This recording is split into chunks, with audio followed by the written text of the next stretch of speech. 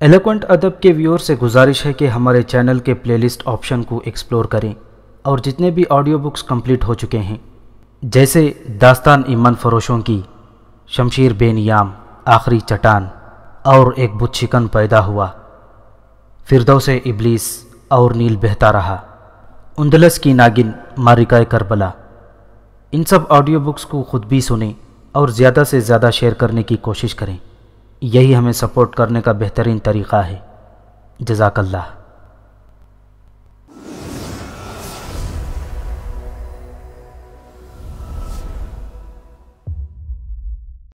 تھیوڈوس، بحری حکمران، شاید بحری قزاق۔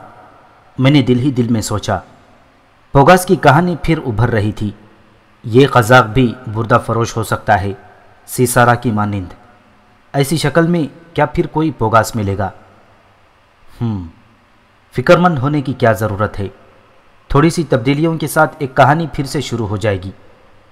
طویل زندگی کے اوراق سادہ تو نہیں رہ سکتے، پھر وقت خود سوچے گا۔ پھر سوچنے کی کیا ضرورت ہے؟ اور میں سکون کی نیند سو گیا۔ دوسری صبح میں جاگا تو جہاز پر عجیب سے ڈھول بج رہے تھے۔ ان کی آوازیں ایک دوسرے سے ہم آہنگ تھیں، لیکن یہ ڈھول صرف اسی جہاز پر نہیں بج رہے تھے، پورے بیڑے پر یہی کیفیت تھی۔ میں اپنی جگہ سے اٹھ گیا۔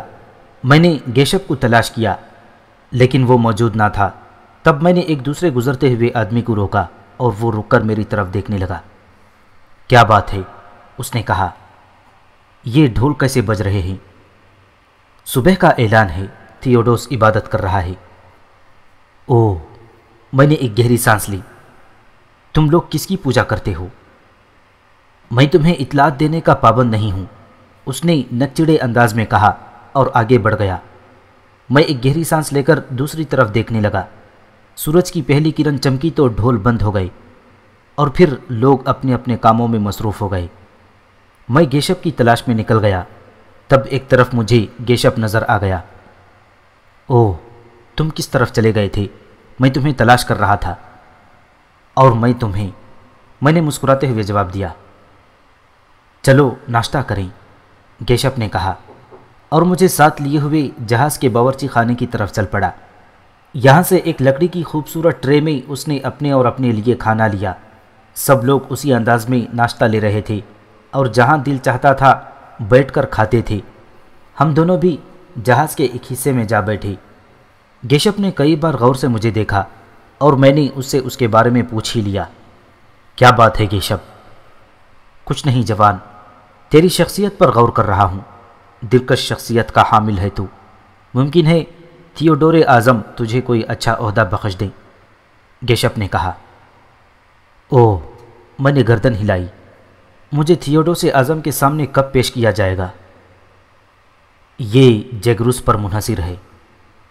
جیگروس کون ہے؟ اس جہاز کا انچارج، وہی جس نے تمہیں میرے حوالے کیا تھا۔ میں خاموش ہو گیا۔ ہم اپنا ناشتہ ختم کر چکے تھے۔ تب گیشپ نے کہا، اگر تھیوڈوس اعظم خصوصی طور پر تمہاری طرف متوجہ نہ ہوں اور تمہیں عام لوگوں کی طرح کام کرنے کی اجازت دے دی جائے تو تم اسی جہاز پر رہنے کی درخواست کرنا۔ تم سے دوستی کر کے مجھے مسرت ہوگی۔ ٹھیک ہے دوست، تھیوڈوس مجھے کہیں بھی تعینات کر دے، میں تمہارا دوست رہوں گا، میں نے اس سے ہاتھ ملاتے ہوئے کہا۔ جہاز بدستور سفر کرتے رہے۔ دوپہر تک تھیوڈوس کے حضور میری طلبی نہ ہوئی، لیکن میں اور گیشپ دوپہر کے کھانے سے فارغ ہوئے تھے کہ جیگروس کا پیغام آ گیا۔ نائب نے اجنبی نوجوان کو طلب کیا ہے۔ چلو، گیشپ نے کہا اور میں تیار ہو گیا۔ ہم دونوں جیگروس کے سامنے پہنچ گئے۔ دن کی روشنی میں جیگروس رات سے زیادہ خوفناک نظر آ رہا تھا۔ اس نے سرخ خونی آنکھوں سے مجھے گھورا اور پھر گیشپ کی طرف دیکھ کر بولا، کیسا آدمی ہے یہ؟ ابھی تک بالکل ٹھیک، گیشپ نے ادب سے جواب دیا۔ تھیوڈوس اعظم نے تمہیں طلب کیا ہے، جیگروس نے کہا۔ میری خوش بختی، میں نے ادب سے جواب دیا۔ چلو، جیگروس اپنی جگہ سے اٹھ گیا۔ 4 آدمی ہمارے ساتھ کشتی میں اترے تھے۔ جہاز یوں ہی رواں دواں تھا۔ بہرحال کشتی ایک نسبتاً بڑے جہاز کی طرف جانے لگی اور تھوڑی دیر میں اس کے قریب پہنچ گئی۔ رسیوں کے ذریعے 3 آدمی اوپر پہنچے۔ میں جیگروس اور ایک اور مسلح شخص، اور پھر جیگروس مجھے لے کر ایک طرف چل پڑا۔ ایک دروازے کے سامنے پہنچ کر وہ رکا اور پھر اس نے بھاری آواز میں اندر آنے کی اجازت طلب کی۔ دروازے پر کھڑے ہوئے مسلح شخص نے اندر سے اجازت لی اور جیگروس مجھے اشارہ کر کے اندر داخل ہو گیا۔ بلا شبہ اس دقیانوسی جہاز کا یہ کیبن بہت خوبصورت تھا۔ اعلیٰ درجے کے قالین بچھے ہوئے تھے جو جدید ڈیزائن کے تو نہ تھے، لیکن جس طرح بھی بنائے گئے تھے بہت خوبصورت تھے۔ دیواروں پر انسانی کھوپڑیاں آویزاں تھیں۔ عمدہ قسم کے زر و جواہرات سے کیبن کو آراستہ کیا گیا تھا، اور درمیان میں ایک شاندار تخت پر تھیوڈوس اعظم بیٹھا ہوا تھا۔ اس کے قدموں کے پاس 4 حسین کنیزیں بیٹھی اسے شراب پلا رہی تھیں۔ چھوٹے قد کے اس آدمی کے چہرے سے صاف درندگی عیان تھی۔ وہ آنکھوں سے زہریلا سانپ معلوم ہوتا تھا۔ شکر ہے کہ اس کے سامنے جھکنے یا سجدہ کرنے کی کوئی رسم نہیں تھی، ورنہ میری اور اس کی اسی وقت ٹھن جاتی۔ ہاں، جیگروس نے عجیب انداز سے سینے پر ہاتھ رکھ کر اسے تعظیم دی تھی۔ میں نے بھی اس کی نقل کی، لیکن زہریلا سانپ خاموشی سے مجھے گھورتا رہا تھا۔ اس کے دیکھنے کا انداز اچھے اچھوں کو بوکھلا دیتا، لیکن میں اس احمق سے کیا مروب ہوتا۔ تاہم میں نے نگاہیں جھکا لی تھیں، اور میرے نگاہیں جھکانے سے تھیوڈوس کے ہونٹوں پر مسکراہٹ پھیل گئی۔ ہم نے تیرے بارے میں سنا ہے اجنبی، کیا نام ہے تیرا؟ میکارا، میں نے ایک لمحہ ضائع کیے بغیر جواب دیا۔ اور تو سوبارا کا باشندہ ہے؟ ہاں، میں پیدا وہیں ہوا تھا، لیکن اس کے بعد میں نے ہوش سنبھالتے ہی آوارہ گردی کی زندگی اختیار کر لی، اور اس کے بعد مجھے سوبارا کی کوئی خبر نہیں معلوم ہوئی۔ میں نے جواب دیا، ہم تیرے اندر کچھ خوبیاں دیکھ رہے ہیں۔ اگر تیری کشتی نہ ڈوبتی تو تیری منزل کون سی ہوتی؟ میری کوئی منزل نہیں ہے عظیم تھیوڈوس، آوارہ گرد ہوں اور سمندر ہی میں جان دینے کا ارادہ رکھتا ہوں۔ ہم تیرے اندر خوبیاں دیکھ رہے ہیں، تھیوڈورس نے دوبارہ کہا۔ بتا کیا چاہتا ہے؟ خود کو عظیم شہنشاہ کی خدمت میں دینا چاہتا ہوں، اگر قبول کر لیا جائے تو۔ کیا جیگروس نے تمہیں بتایا ہے کہ ہمیں صرف جیالوں سے پیار ہے؟ میں جانتا ہوں شہنشاہ، میں نے جواب دیا۔ کیا ضروری ہے میرے دوست کہ جو تم کہہ رہے ہو وہی ہو، لیکن میرے پاس ایسے ستارہ شناس موجود ہیں جو تمہارے بارے میں پورا ذائقہ تیار کر دیں گے۔ کیا تم ان کا کمال دیکھو گے؟ مجھے کیا انکار ہے عظیم تھیوڈوس، میں نے انکساری سے جواب دیا۔ بلاؤ ارسلاس کو، چمکدار اجنبی کے سامنے اپنی ستارہ شناسی کا ثبوت دے، تھیوڈوس نے مسکراتے ہوئے کہا، اور جیگروس باہر نکل گیا۔ تھوڑی دیر کے بعد وہ ایک باوقار بوڑھے کے ساتھ اندر داخل ہوا۔ بوڑھا سر سے پاؤں تک سفید لباس میں تھا، اس کی لمبی داڑھی اس کے سینے پر لہرا رہی تھی۔ اجنبی میکارا، ارسلاس نے کہا، اور پھر اس نے ایک جھلی اور کسی جانور کے پر کا قلم نکالا۔ اسے سیاہی میں ڈبو کر وہ ایک طرف بیٹھ گیا، اور تھیوڈوس نے لڑکیوں کو اشارہ کیا۔ لڑکیاں اسے جام بھر بھر کر دینے لگیں۔ عجیب بلانوش انسان تھا۔ اس وقت تک پیتا رہا جب تک ارسلاس مصروف رہا، اور پھر جب ارسلاس نے گردن اٹھائی تو اس نے ہاتھ کے اشارے سے جام روک دیا۔ ارسلاس کے چہرے پر حیرت کے نقوش تھے۔ تعجب ہے تھیوڈوس اعظم، وہ آہستہ سے بولا۔ کیوں؟ اس کی شخصیت مشتبہ ہے نا؟ نہیں تھیوڈوس اعظم، بلکہ یہ شخص ستاروں سے بے نیاز ہے۔ کوئی ستارہ اس سے متاثر نہیں ہے، یہ کسی ستارے سے تعلق نہیں رکھتا۔ فضول بات، مطلب بیان کرو۔ اس کی شخصیت ستاروں کی نگاہوں سے روپوش ہے، اس کی پیدائش تاریکی میں ہے، اس کا کوئی ذائچہ نہیں ہے، یہ روئے زمین کا سب سے انوکھا جاندار ہے۔ تم اب بھی سمجھانے میں ناکام رہے ہو، تھیوڈوس قرایا۔ اور ہمیشہ ناکام رہوں گا تھیوڈوس اعظم۔ تو جانتا ہے میرا علم مکمل ہے، لیکن جس شخص کا ستاروں سے رابطہ ہی نہ ہو اس کے بارے میں کیا کہہ سکتا ہوں؟ کیا علم نجوم میں ایسی کوئی کمی ہے جو انسان کو عیاں نہ کر سکے؟ تھیوڈوس قرایا۔ نہیں۔ پھر یہ ستاروں کی نگاہوں سے پوشیدہ کیوں ہے؟ میں نہیں جانتا تھیوڈوس اعظم۔ اوہ، ہمارے خیال میں تم سب کچھ جانتے ہو ارسلاس، ہمارے خیال میں تمہارا علم مکمل تھا۔ افسوس، اعتماد کا یہ زخم ہم برداشت نہیں کر سکتے۔ پھر سے کوشش کرو، تم ہمارے قیمتی ساتھیوں میں سے ہو، ہمیں تمہاری زندگی عزیز ہے، تھیوڈوس نے کہا۔ میری یہ مجال تھیوڈوس اعظم کہ میں تیرے سامنے کوئی نامکمل کوشش کروں، میں ناکامی کا اعتراف کر چکا ہوں، ارسلاس نے پتھریلے لہجے میں کہا۔ تب مجھے تیری کیا ضرورت ہے ارسلاس؟ تو جانتا ہے مجھے ناکارہ ہتھیاروں سے کوئی دلچسپی نہیں۔ لے میری طرف سے ایک اعزاز موت قبول کر۔ تھیوڈوس نے اپنا خنجر نکال کر ارسلاس کی طرف اچھال دیا۔ ظالم انسان کی شقاوت کا پہلا مظاہرہ تھا، میں اسے کیسے روک سکتا تھا؟ کوئی ترکیب میری سمجھ میں نہیں آئی تھی، اس کی جان میری وجہ سے جا رہی تھی، لیکن میں کوئی فیصلہ بھی نہ کر پایا تھا کہ ارسلاس نے تھیوڈوس کا عطیہ اپنے سینے میں گھونپ لیا۔ اس کے پہلو سے خون کا فوارہ بلند ہوا اور پھر وہ آہستہ آہستہ زمین پر گر پڑا۔ تمہارے ستارے روپوش کیوں ہیں میکارا؟ تھیوڈوس نے مجھ سے پوچھا۔ افسوس، میں ستاروں کے کھیل سے ناواقف ہوں عظیم شہنشاہ، میں نے اسی انداز میں جواب دیا۔ لیکن بہرحال تمہاری عجبیت برقرار ہے، ہمارے ساتھ رہو، تمہارے سپرد کوئی کام کر دیا جائے گا۔ لیکن ٹھہرو، کیا تمہاری رگوں میں گرم خون ہے؟ شہنشاہ اطمینان کر سکتا ہے، شہنشاہ امتحان لے سکتا ہے، میں نے جواب دیا۔ تو پھر جاؤ، اگر تم امتحان میں پورے اترے تو ہم تمہیں اعلیٰ مرتبہ دیں گے۔ تھیوڈوس عظیم ہے، میں نے کہا اور اسی انداز میں سینے پر ہاتھ رکھ دیا جس طرح پہلے رکھا تھا۔ جگروس، میکارا کو ہمارے جہاز پر ایک معزز انسان کی حیثیت دو، ہمیں یہ اجنبی بہت پسند آیا۔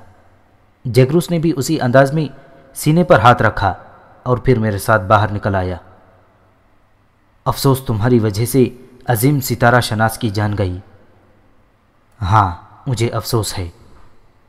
اے احمق، تھیوڈوس کے سامنے اس کا اظہار مت کرنا، اس کے ہر کام کو سراہنا، اسی میں تیری بہتری ہے اور اسی میں تمہاری زندگی ہے، جگروس نے کہا۔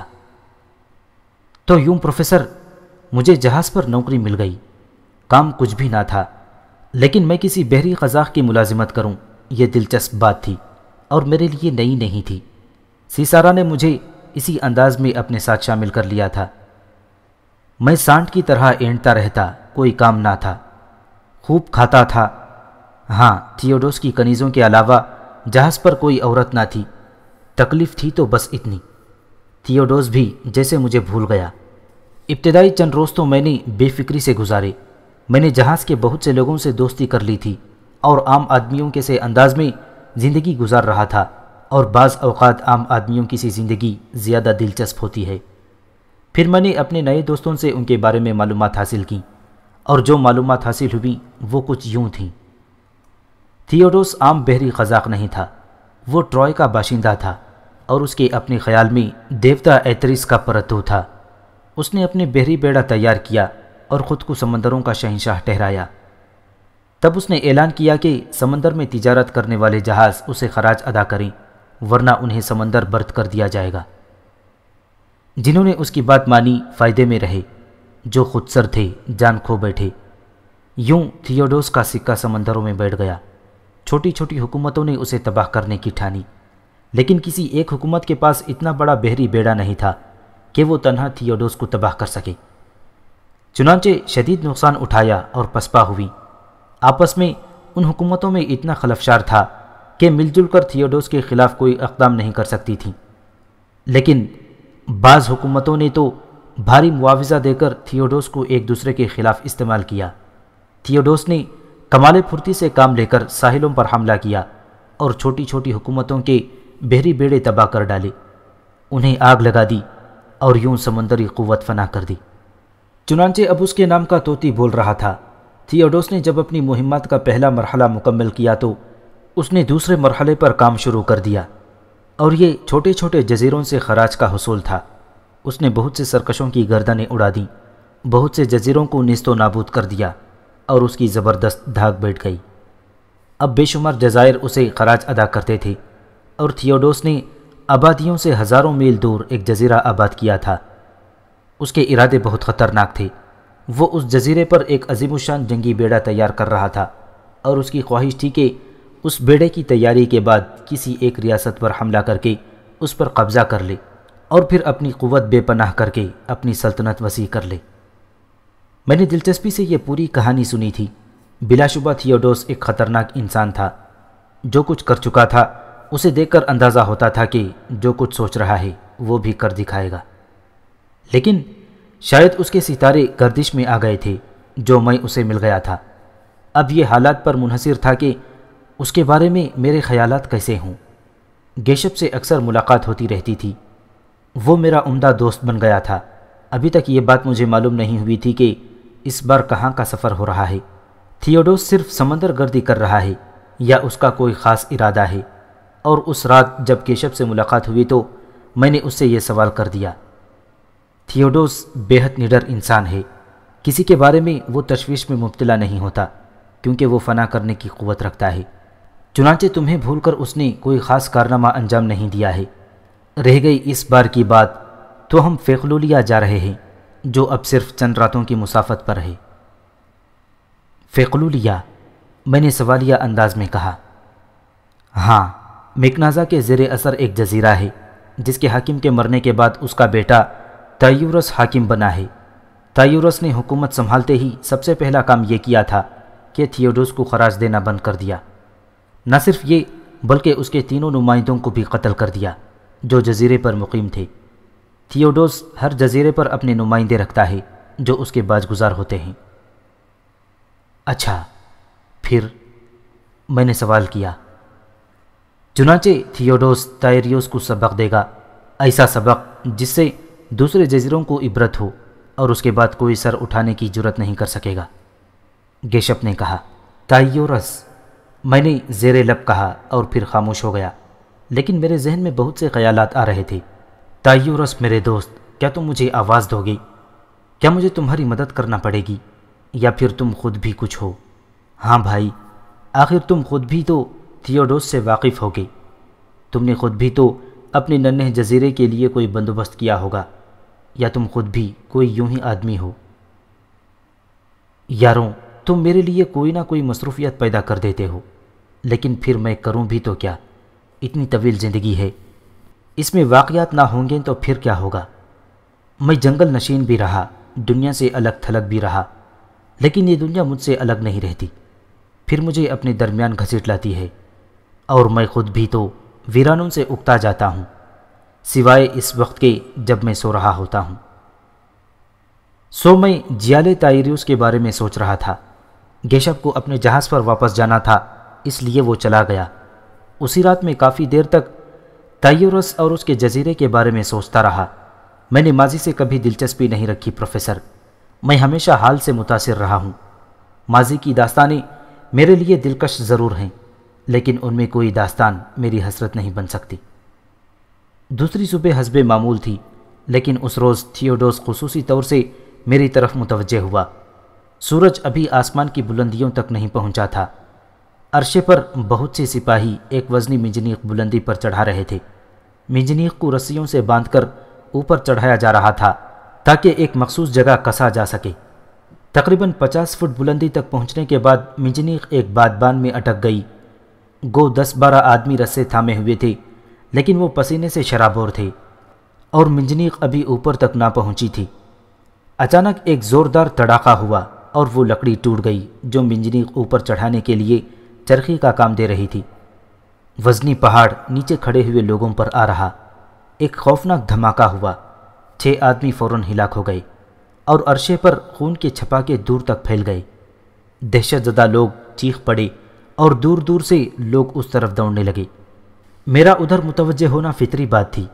شور کی آواز سن کر تھیوڈوس بھی اپنے کیبن سے نکل آیا اور پھر پروقار انداز میں چلتا ہوا اس جگہ پہنچ گیا جہاں حادثہ ہوا تھا۔ اس کے چہرے پر کوئی اضطراب نہیں تھا۔ اس نے پرسکون انداز میں حادثے کے بارے میں تفصیلات سنی، نیچے دبے ہوئے لوگوں کو جھک کر دیکھا۔ منجنیق کے ایک حصے کے نیچے ایک شخص دبا ہوا تھا جس کی دونوں ٹانگیں تو ٹوٹ گئی تھیں، لیکن وہ زندہ تھا۔ یہ زندہ ہے، اچانک کسی نے کہا۔ اٹھاؤ اسے، اٹھاؤ، دوسرے لوگوں نے مستربانہ انداز میں کہا، اور پھر بہت سے لوگ منجنیق پر قوت آزمانے لگے۔ تھیوڈوس خاموش نگاہوں سے انہیں دیکھ رہا تھا۔ منجنیق کو اٹھانے کی کوشش کرنے والوں کے ہاتھ پاؤں پھولے ہوئے تھے، اس لیے وہ مل کر بھی اسے اٹھا نہ سکے۔ تب میں آگے بڑھا۔ ہٹ جاؤ، میں نے بھاری آواز میں کہا اور لوگوں کی سمجھ میں میری بات نہ آ سکی۔ ہٹ جاؤ، اس بار میں نے گرجدار آواز میں کہا اور لوگ سیدھے ہو کر میری شکل دیکھنے لگے۔ تب میں نے جھک کر منجنیق اٹھائی اور ایک طرف ڈال دی۔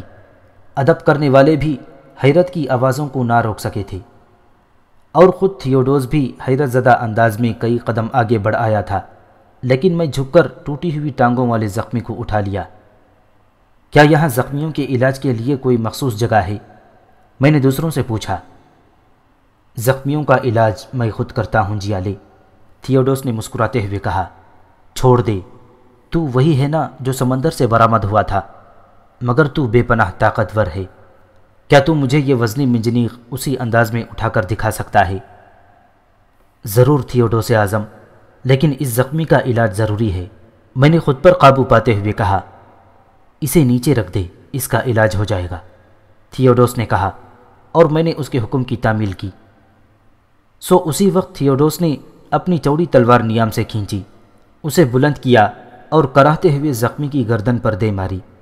زخمی کی گردن شانوں سے علیحدہ ہو گئی تھی۔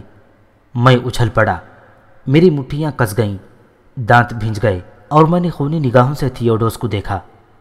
میرے نزدیک کسی زخمی کا اس سے عمدہ علاج ممکن نہیں ہے، تھیوڈوس نے مسکراتے ہوئے کہا۔ اس دوران میں اپنی حالت پر قابو پا چکا تھا، مجھے کیشف کی بتائی ہوئی تفصیلات یاد آ گئی تھیں۔ انتظار کیوں کر رہا ہے اجنبی؟ کیا نام بتایا تھا تو نے؟ میکارا، میں نے آواز کی غراہٹ پر قابو پاتے ہوئے کہا۔ اوہ ہاں، نہ جانے میرے اندر بھول جانے کا مرض کیوں پیدا ہو گیا ہے۔ ہاں تو میکارا، کیا اسی مردانہ انداز میں تو یہ منجنیق دوبارہ اٹھا سکتا ہے؟ میں آگے بڑھا اور میں نے منجنیق دونوں ہاتھوں پر اٹھا کر اسے سر سے بلند کیا، اور پھر اسے لیے ہوئے کافی دور تک چلا گیا، اور پھر واپس آ کر تھیوڈوس کے سامنے رکھ دیا۔ دیوتاؤں کی قسم، نایاب، بے نظیر، تو کوئی بھی ہے، بڑا کارآمد ہے۔ سن، اس منجنیق کو اوپر پہنچا دے، تنہا میں دلچسپ منظر دیکھوں گا۔ اور سنو اے بے وقوفوں، کھڑے کھڑے منہ کیا دیکھ رہے ہو؟ ان خون کے لوتھڑوں کو اٹھاؤ اور پانی میں پھینک دو، مچھلیاں تازہ گوشت اور خون سے لطف اندوز ہوں گی۔ چلو جلدی کرو۔ اور لوگ دوڑ پڑے۔ بڑی خاموشی تھی، لیکن کوئی چہرے پر افسوس کے آثار بھی پیدا نہیں کر سکتا تھا۔ آن کی آن میں لاشوں کو پانی میں پھینک دیا گیا۔ نیا کانٹا لگاؤ، تھیوڈوس نے چیخ کر کہا، اور لوگوں کے سست جسموں میں تیزی آ گئی۔ جلدی سے نیا کانٹا لگا دیا گیا، رسی باندھ دی گئی، اور پھر میں نے آسانی سے منجنیق بلندی پر پہنچا دی۔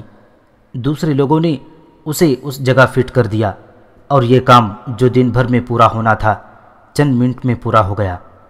تھیوڈوس نے ایک زوردار قہقہا لگایا اور میری کمر پر ہاتھ مارتے ہوئے کہا، حیرت انگیز، بے حد حیرت انگیز، میکارا، میں تجھے بے حد پسند کرنے لگا ہوں۔ تو بہت شاندار آدمی ہے، تیرے مقابلے کا ایک بھی آدمی میری فوج میں موجود نہیں ہے۔ میں اعتراف کرتا ہوں کہ تیرا جسم فولادی ہے، تیرے بازو فولاد ہیں۔ میں تجھے وہ حیثیت دوں گا جس کا تو تصور بھی نہ کر سکے گا۔ آ میرے ساتھ چل۔ اس نے میرا بازو پکڑا اور آگے بڑھ گیا۔ تھوڑی دیر کے بعد میں اس کے کیبن میں تھا۔ اس نے ایک ہاتھ بلند کیا اور اس کی چاروں کنیزیں اندر آ گئیں۔ شراب، اس نے کہا، اور وہ چاروں واپس چلی گئیں۔ چند منٹ کے بعد انہوں نے شراب کے خوبصورت برتن سجا دیے۔ لاؤ، تھیوڈوس نے کہا، اور لڑکیوں نے ایک جام لبریز کر دیا۔ دوسرا جام بھی لبریز کرو، ہم طاقتور کو اس کی قوت کی داد دیں گے، ہمارا جیالہ ہمارے ساتھ پیے گا۔ اور لڑکیوں نے ایک اور جام لبریز کر دیا۔ پیو، جام اٹھاؤ پیاسے، اور وہ اعزاز حاصل کر لو جو اس سے قبل کسی کو نہیں ملا، لیکن تم اس کے قابل ہو۔ اٹھاؤ، جام اٹھاؤ۔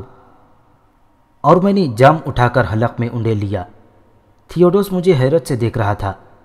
پھر اس نے اپنا جام خالی کرتے ہوئے کہا، اب کام کی بات سن میکارا۔ اچانک میں نے تیرے بارے میں بہت سے فیصلے کیے ہیں، اور صرف اس بات کو ذہن میں رکھ، میں قسمتوں پر قادر ہوں، میں زندگیوں پر قادر ہوں۔ میرے اشارے سے زندگی ملتی ہے، میرے اشارے پر موت جھپٹتی ہے۔ سن کہ میں جس سے خوش ہوں اس کی پیشانی پر ستارے جگمگاتے ہیں، اور میں جس سے ناخوش ہوں اس کے گرد کالے سانپوں کا بسیرا ہوتا ہے۔ سن، تو جو کوئی بھی ہے، مجھے تیری پرواہ نہیں۔ اگر تو درست ہے تو سکھ پائے گا، اور دشمن ہے تو ذلت کے علاوہ تجھے کچھ نہ ملے گا۔ لیکن اعتراف کیا ہے میں نے اس بات کا، تیری ذات دوسروں سے نمایاں ہے۔ تو دلوں کو مسخر کرنے کی قوت رکھتا ہے، اس لیے میں تجھے ان میں شامل کرتا ہوں جو میرے دست راست ہوتے ہیں۔ کیا تو اپنی خوشی سے میرا یہ اعزاز قبول کر لے گا؟ کون بدبخت ہوگا عظیم تھیوڈوس جو تیری عنایت سے انکار کر دے؟ میں نے جواب دیا، دوسرا جام لے، تیری وجہ سے میری حیت برقرار رہے گی، اور میں ان لوگوں کے سامنے تجھے بھیجوں گا جو مجھ سے باغی ہیں۔ میں دل و جان سے تیار ہوں، میں نے دوسرا جام حلق میں انڈھیلتے ہوئے کہا۔ تیسرا جام لے اور زندگی کی خوشیاں لوٹ، بول تجھے کیا چاہیے؟ عورت، میں نے بے باکی سے کہا، افسوس وہ میرے علاوہ کسی اور کے لیے جائز نہیں ہے، لیکن جہازوں سے اتر کر میں تجھے وہ ہیرے بخش دوں گا کہ تیرا وجود منور ہو جائے گا، اس لیے صبر کر۔ اس کے علاوہ مجھے کچھ اور درکار نہیں ہے، میں نے تیسرا جام حلق میں انڈیلتے ہوئے کہا۔ ہم بہت جلد سر زور تایورس کی زمین فیقلولیا پر پہنچ جائیں گے، فیقلولیا کو تاراج کریں گے، اور پھر وہاں کی حسین دوشیزائیں ہماری ہوں گی۔ تیری پسند پر کسی کا حق نہیں ہوگا، یہ میرا وعدہ ہے۔ میں نے اٹھ کر مخصوص انداز میں سینے پر ہاتھ رکھا اور تھیوڈوس مسکرانے لگا۔ پھر اس نے مجھے جانے کی اجازت دیتے ہوئے کہا، میں ذمہ داروں کو تیری حیثیت کی اطلاع دے دوں گا۔ اور اپنی یہ حیثیت مجھے کچھ زیادہ پسند نہیں آئی تھی پروفیسر، کیونکہ اس حیثیت کی نمائش کے لیے مجھے عجیب و غریب لباس پہننا پڑا تھا، اور مجھے اس لباس میں دیکھ کر جہاں تھیوڈوس کی آنکھوں میں فخر کے جذبات نظر آئے تھے، وہیں اس کی چار کنیزوں کی نگاہیں میرے اوپر گڑ کر رہ گئی تھیں۔ شاید اس لباس میں میرا سڈول جسم اور نمایاں ہو گیا تھا۔ عورت کی آنکھ میرے لیے اجنبی نہیں تھی، کس کی مجال تھی جو مجھ سے اپنی اصلیت چھپا سکے، اور کس کی مجال تھی جو تھیوڈوس کی کسی کنیز کا سایہ بھی چھونے کی کوشش کرے۔ لیکن رات کے آخری پہر میں نے اس عورت کی پذیرائی کی جس کا نام مرنیا تھا، اور جو زندگی کی آخری آرزو لے کر میرے پاس آئی تھی۔ خود تمہاری زندگی کو بھی خطرہ ہے میکارا، لیکن میں تھیوڈوس کی فطرت سے بخوبی واقف ہوں۔